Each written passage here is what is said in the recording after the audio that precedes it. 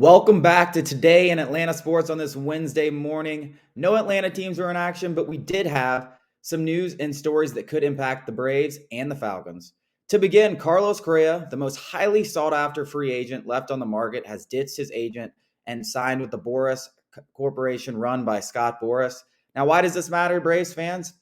Well, if you remember, back before the lockout, the Braves revealed to have some interest in Correa, the kick in the tires, which is good news. But the bad news is now that he's with Boras, it's probably a 0% chance of happening. According to the baseball reference page, only one player is currently signed by the Boras Corporation. That's Touki Toussaint, that is on the Braves. And they acquired him when he was about 19 years old, and he's definitely not on to his second contract. So the Braves don't do well negotiating with Boras. The Braves are a team that like to find bargains. Boras is a team that likes to get Boras is an agent that likes to get top dollar. And I can't blame any star player like Carlos Correa for joining the Boras Corporation. He's the best at his job. He knows how to get money out of teams. He knows how to get the most amount of money. And the Braves are never going to be the team that offers the most amount of money to Carlos Correa. So I can pretty much nip that in the bud now that he is signed with Scott Boras. Carlos Correa, if there was a 10% chance of him joining the Braves after the lockout, I think it's now down to 0 or 0.1. So Freddie Freeman, anybody? Let's get him back to Atlanta. Speaking of Freeman, ESPN recently broke down the top 5 free agent fits for the best first baseman in baseball, and they are as follows. At number 5, we have the Detroit Tigers. Interesting fit, up-and-coming team that I think could compete for the NL Central if the White Sox slip a little bit next year, especially if they get a guy like Freeman. The problem here is they have Miggy, they have Spencer Torkelson. They'd have to switch one of those, and it's not going to be Miggy. So Torkelson's going to have to play some third base. I think they could make it work, especially with the DH, but I think that's a lot to ask, especially when you're doling out $200 million plus to a player. I think they wait another year to make a big splash, but still watch out for the Tigers. Number 4 is maybe the most intriguing on the list to me, the Toronto Blue Jays. I never really would have thought about this, but it makes too much sense. The only issue here is Vladdy might have to play some third base where he struggled.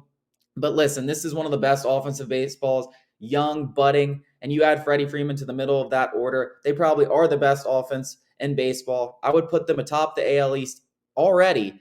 But with Freeman, I think they're probably American League favorites.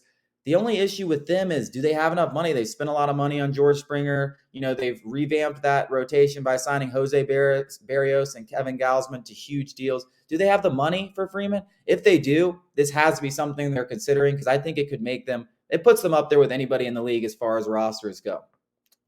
Number 3 on this list is where really the stomachs start to turn if you're a Braves fan, the Los Angeles Dodgers. And yes, this is a real possibility. You have a SoCal kid in Freddie Freeman. You have an opening at first base. Max Muncy can move to second. And the DH makes this even more probable. With the DH coming to the National League, Dave Roberts would have no problem slotting his loads of talent into the lineup each night. Max Muncy could play some firsts on some days.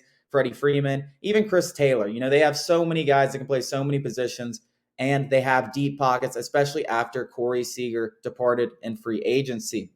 So as much as it makes me sick to say, the Dodgers are a real threat here to land Freddie Freeman if the Braves don't take care of business once the lockout ends. Number 2 on this list is also going to make Braves fans sick, and it's the New York Yankees. They've already been rumored to kick the tires on Freeman. You can expect them to continue to do that when the lockout ends. People have said from inside the Yankees organizations that they still feel like it's a Jeter situation with Freeman, that he wants to stay in Atlanta. But man, if the Braves keep, if Alex Anthopoulos and company keep doing this monkey business, keep playing patty cake, and the Yankees come in with a huge offer at the end of the lockout, I wouldn't be surprised at all if he's playing in New York. They have the opening. It's a good fit. I could see Freddie looking good in pinstripes, as much as I hate to say it.